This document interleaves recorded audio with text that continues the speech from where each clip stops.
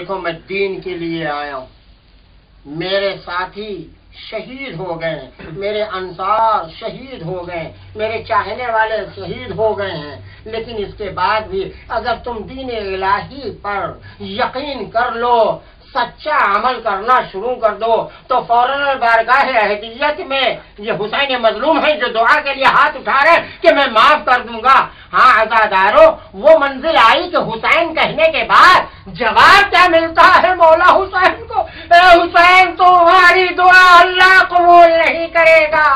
عزادارو، روز عاشور کا یہ وقت ہے، یہ وہ وقت ہے کہ جسے چاش کا وقت کہتے ہیں، لیکن ظہر تک آتے آتے یہ وہ وقت آ گیا ہے کہ جب دوستوں نے کہا ہاذا وقت الصلاۃ، یہ مولا نماز کا وقت ہو گیا ہے، تو سعید کو کہا مولا حسین نے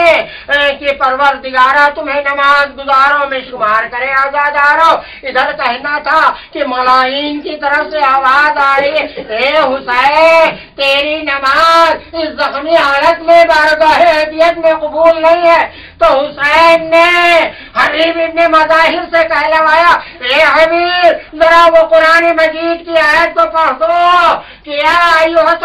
النفس اصبروا للصلاۃ والمحافظۃ لدین اللہ، حفاظت کرو اور صبر سے نماز کو پڑھو تو وہی نماز بارگاہ الہی میں قبول ہے۔ ارے میں تو صبر سے نماز پڑھ رہا ہوں، تم لوگ ظلم سے نماز پڑھ رہے ہو، تمہاری نماز یہاں رہ جائے گی مگر ہماری نماز بارگاہ الہی تک چلی جائے گی۔ اشقیاء نے اس پر بھی کوئی عمل نہ کیا۔ اس کے بعد حسین کے اب کوئی اور مددگار نہ بچا، اب فقط 18 بنی ہاشم بچے ہوئے ہیں، ہر ایک سامنے آقا کے کھڑے ہیں، ہر ایک اجازت چاہتے ہیں، ایک کے بعد دیگرے ایک ایک کو اجازت دیا، مگر ایک بچہ کونے میں بیٹھا ہوا ہے، سر کو جھکائے رو رہا ہے۔ عزادارو، امام حسین پہنچے، سینے سے بچے کو لگایا، اے بیٹا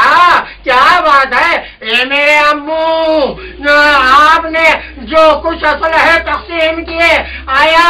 مجھے عنایت نہیں کیا؟ کیا میرا شہادت کے محضر میں نام نہیں ہے؟ امام حسین رونے لگے، فرمایا جو اپنی ماں کے پاس آ کے رونے لگا بچہ، اور روتے روتے ماں نے پوچھا کیا بات ہے؟ کہا امو مجھے اجازت میدان کارزار نہیں دے رہے ہیں۔ تو آپ نے فرمایا کہ اے بیٹا جاؤ امو کے پاس اور یہ کہنا کہ میرے بابا آخری وقت میں ایک تعویذ میرے بازو پر باندھ دی ہے، اس تعویذ کو کھول کر رکھ دو سامنے۔ مقتل ابی مخنف لکھتا ہے کہ جناب قاسم چلے ہیں اور بڑی شان کے ساتھ اور سلام کر کے اپنے امو کی خدمت میں اس تعویذ کو کھولا۔ میں بھی دور سے کھڑا دیکھ رہا تھا کہ خیمے میں یہ کون سی تعویذ کھولی جا رہی ہے۔ جس وقت تعویذ کو کھولا حسین کھڑے ہو گئے اور تعویذ کو بوسہ دینے لگے، آئے بھیا کی تحریر دکھی، بھائی یاد آ گیا، اور اس میں لکھا تھا اے بیٹا قاسم جب تمہارے اوپر سب سے بڑی مصیبت پڑے تو اس مصیبت میں میرے بھائی حسین کی نصرت کرنا۔ تو سوچا اس سے بڑی کیا مصیبت ہے کہ پانی بند ہو چکا ہے، خیام میں پانی نہیں ہے۔ عزادارو، امام حسین علیہ السلام نے بڑی مشکل سے اجازت دیا، اور اجازت دینے کے بعد سینے سے لگایا، پیشانی کو بوسہ دیا، اور اس کے بعد گھوڑے پر سوار کیا۔ مقتل ابی مخنف لکھتا کیا ہے کہ جب جناب قاسم کو گھوڑے پر سوار کیا تو بیویوں نے عجیب حال دیکھا کہ اب تک حسین جس کو میدان کارزار کی طرف بھیجتے تھے تو جانے والے کو رخصت کر دیتے تھے، پیشانی چوم کے رخصت کر دیا، مگر جناب قاسم کو جب رخصت کر رہے ہیں تو کبھی پیشانی چوم رہے ہیں، کبھی گلے کو چوم رہے ہیں، کبھی بازوؤں کو چوم رہے ہیں، کبھی سینے کو چوم رہے ہیں، یہاں تک کہ قدم تک چومتے رہے۔ کچھ مصلحت نہیں سمجھ میں آئی، نہیں ہمت پڑی کہ حسین سے پوچھتے، لیکن ہاں عزادارو جب ارزق شامی کو جناب قاسم نے واصل جہنم کیا، دشمنوں میں کوہرام مچ گیا،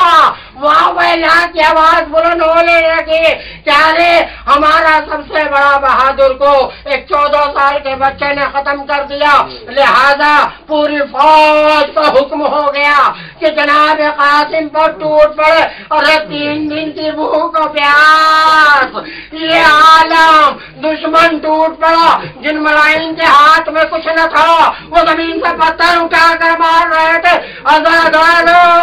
جب جناب قاسم زخموں سے چور چور ہو کر اسب سے زمین پر گرے، ادارو ادھر کے گھوڑے ادھر، ادھر کے گھوڑے ادھر، پورا جسم نازنین چھلنی ہو گیا۔ جب بیویوں نے دیکھا کہ جناب حسین اپنی ایبا میں کچھ غزلی بنا کر لے آ رہے ہیں تو سمجھا شاید آب و دانا آ رہا ہو، لیکن جب خیمے میں ابا کے دامن کو ہٹایا تو کچھ لیے ہوئے لال شیخ قاسم کو دیکھا، تب سمجھ میں آیا کہ حسین جناب قاسم کے پورے جسم کا بوسہ دے رہے۔